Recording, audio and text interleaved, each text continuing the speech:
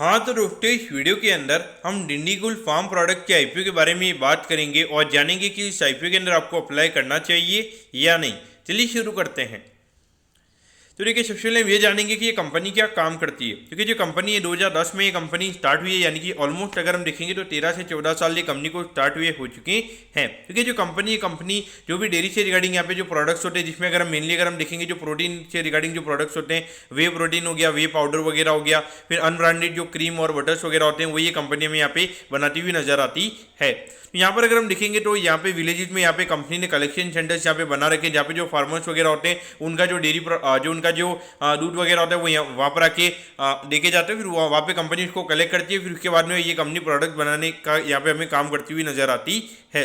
अगर हम कंपनी के प्रोसेसिंग यूनिट की अगर हम बात करेंगे तो डिंडीगुल में हमें यहाँ पे कंपनी का प्रोसेसिंग यूनिट यहाँ पे नजर आता है। देखिए, अगर हम टोटल एरिया की अगर हम बात करेंगे, लगभग 15 एकड़ के लगभग का एरिया में यहाँ पे कंपनी का टोटल यहाँ पे नजर आता है।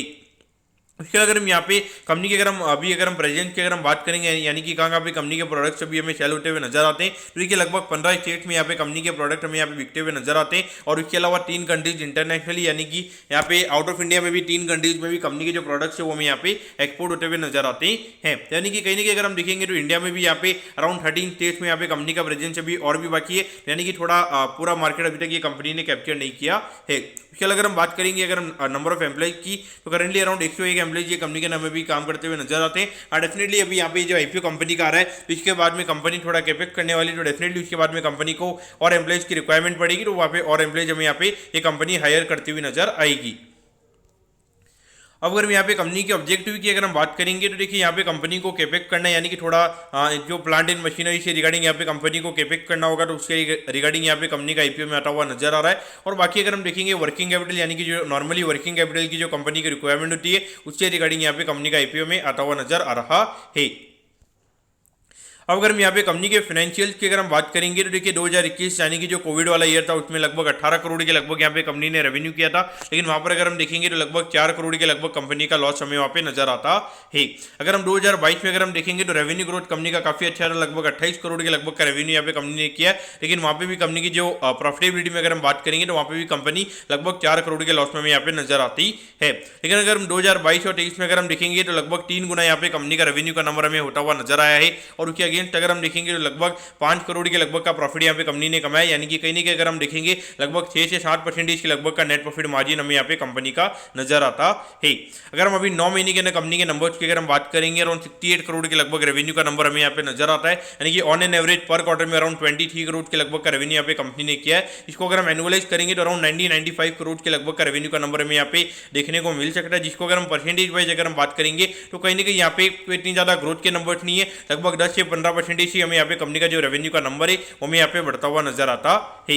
अगर हम 9 महीने की कंपनी की प्रॉफिटेबिलिटी की अगर हम बात करेंगे, लगभग 5 करोड़ 80 लाख के लगभग का प्रॉफिट हमें यहाँ पे कंपनी का नजर आता है, जो कि इंडिकेट कर रहा है कि लगभग ये साल पूरे एनुअलाइज टर्म में यहाँ पे कंपनी लगभग 8 करोड़ के लगभग का प्रॉफिट हमें यहाँ पे कमाती हुई नजर आ सकती है। तो ऑल ओवर देखा जाए तो यहाँ पे जो कंपनी के अगर हम फाइनेंशियल्स की अगर हम बात करेंगे, तो ऑल ओवर यहाँ पे हमें अच्छे नंबर्स यहाँ पे नजर आते हैं। लेकिन देखिए, ये जो मार्केट की अगर हम बात करेंगे, ये जो प्रोटीन पाउडर वाला जो मार्केट है, तो ये काफ़ी कॉम्पिटिटिव मार्केट हमें यहाँ पे नजर आता है। मार्केट काफ़ी बड़ा मार्केट है, साइज काफ़ी बड़ी है। लेकिन यहाँ पे जो अगर हम कंपनीज की अगर हम बात करेंगे, तो काफ़ी ज़्यादा यहाँ पे कंपनीज है। और ये कंपनी की भी अगर हम बात करेंगे, इनकी भी 2 ब्रांड हमें यहाँ पे कंपनी की नजर आती है। एक इन न्यूट्रिका करके कंपनी का ब्रांड नेम है, और एक एक्टिव डे करके कंपनी का ब्रांड नेम हमें यहाँ पे नजर आता है। लेकिन इतने कॉम्पिटिटिव मार्केट में बियॉन्ड पॉइंट ग्रो करने में दिक्कत होती है। और अगर हम अभी देखेंगे, तो ऑलमोस्ट यहाँ पे 100 करोड़ के टर्नओवर पे ऑलरेडी यहाँ पे कंपनी आ चुकी है। तो यहाँ से कहीं ना कहीं यहाँ पे 15-20% से ज़्यादा कैगर से यहाँ पे ग्रो करने में कंपनी को यहाँ पे दिक्कत हमें होती हुई नजर आ सकती है। अगर यहाँ पे आईपीओ की डिटेल्स के बारे में अगर हम बात करेंगे, तो देखिए 20 जून को ये आईपीओ में स्टार्ट होता हुआ नजर आएगा, और 24 जून को ये आईपीओ में क्लोज होता हुआ नजर आएगा। यहाँ पर अगर हम प्राइस बैंड के बारे में अगर हम बात करेंगे, तो 54 के कट ऑफ प्राइस पे ये कंपनी में शेयर देती हुई नजर आ रही है। 2000 शेयर्स का हमें यहाँ पे लॉट नजर आता है, यानी कि एक लॉट को अप्लाई करने के लिए 1,08,000 रुपये आपको यहाँ पे लगने वाली है। अगर हम इश्यू साइज की अगर हम बात करेंगे, लगभग 34 करोड़ 83 लाख के लगभग का इश्यू साइज हमें यहाँ पे नजर आता है। और ये जो पूरा पैसा हमें यहाँ पे कंपनी के पास में हमें जाता हुआ नजर आएगा।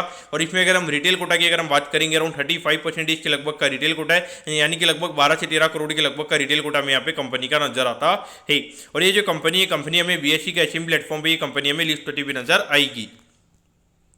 अब अगर हम टाइम टेबल के बारे में अगर हम बात करेंगे तो देखिए 25 तारीख को आपको पता चल जाएगा कि आपको अलॉटमेंट मिला है, यानी कि अलॉटमेंट नहीं मिलता तो 26 तारीख को रिफंड मिल जाएगा। 26 तारीख को आपके डीमैट अकाउंट में शेयर आ जाएंगे अगर आपको अलॉटमेंट मिलता है, और 27 तारीख को ये कंपनी में लिस्ट होती हुई नजर आएगी। अब अगर हम एट दी एंड अगर हम यहाँ पे कंपनी के वैल्यूएशन की अगर हम बात करेंगे तो देखिए हार्डली यहाँ पे 115 या 120 करोड़ के लगभग के मार्केट कैप ये कंपनी का आईपीओ में आता हुआ नजर आ रहा है। और अगर हम वैल्यूएशन वाइज अगर हम बात करेंगे तो आई थिंक अराउंड 16 से 17 के पी रेशियो पे ये कंपनी का आईपीओ में आता हुआ नजर आ रहा है। तो देखिए जिस तरीके से कंपनी ग्रो कर रही है तो वहाँ पे, और ये जो यहाँ पे दो कंपनी की जो ब्रांड्स वगैरह है उसके हिसाब से डेफिनेटली यहाँ पे मार्केट में इसकी डिमांड रहने वाली है। और अगर हम ग्रे मार्केट के सोर्सेज के हिसाब से अगर हम बात करेंगे तो ये कंपनी की डिमांड हमें काफी फिनोमिनल नजर आती है। 16-17 के पी रेशियो पे मुझे लगता है कि पर्टिकुलरली यहाँ पे अगर बिल्कुल ही मार्केट में अगर डीप कट अगर आ जाता है तो मेरे ख्याल से आप यहाँ पे पैसा लूज करोगे। बाकी मुझे नहीं लगता कि यहाँ पे आप पैसा लूज करोगे। तो डेफिनेटली 100% अगर आपके पास में यहाँ पे 1,08,000 रुपये अगर आपके पास में, तो मेरे ख्याल से डेफिनेटली आपको यहाँ पे लिस्टिंग इनके लिए आईपीओ के लिए अंदर अप्लाई करना चाहिए। और अगर बाई चांस अगर ये कंपनी 20-25% के प्रीमियम पे अगर ये कंपनी खुल जाती है तो वहाँ तक भी मेरे हिसाब से ये कंपनी को लॉन्ग टर्म के हिसाब से यहाँ पे लिया जा सकता है। हाँ, अगर बाई चांस अगर ये कंपनी 80-90% के प्रीमियम पे अगर ये कंपनी खुल जाती है, क्योंकि अभी कहीं ना कहीं अगर हम मार्केट के हिसाब से अगर हम देखेंगे जिस तरीके का मार्केट हमें नजर आ रहा है, जिस तरीके की ये कंपनी की डिमांड है, तो एक तरीके से ऐसा माहौल बन भी रहा है कि ये कंपनी कहीं ना कहीं हमें यहाँ पे 80 से 90% के प्रीमियम पे हमें खुलती हुई नजर आएगी। तो अगर 80 से 90% के प्रीमियम में खुलती है तो मेरे ख्याल से वहाँ पे थोड़ा माहौल काफी रिस्की हो जाएगा। तो पॉइंट ऑफ व्यू से आपको यहाँ पे देखना चाहिए। हाँ, लेकिन अभी के लिए डेफिनेटली लिस्टिंग करने के लिए मेरे ख्याल से डेफिनेटली आपको यहाँ पे ये आईपीओ के अंदर अप्लाई करना चाहिए। दोस्तों, मैं कहता हूँ कि डिंडीगुल फार्म प्रोडक्ट के आईपीओ के बारे में आपको सब कुछ समझ में आ गया होगा। अगर आपकी कोई भी क्वेरीज है आप कमेंट कीजिए, मैं जरूर आपके कमेंट पर रिप्लाई करूंगा। ओके दोस्तों, thank you, have a nice day.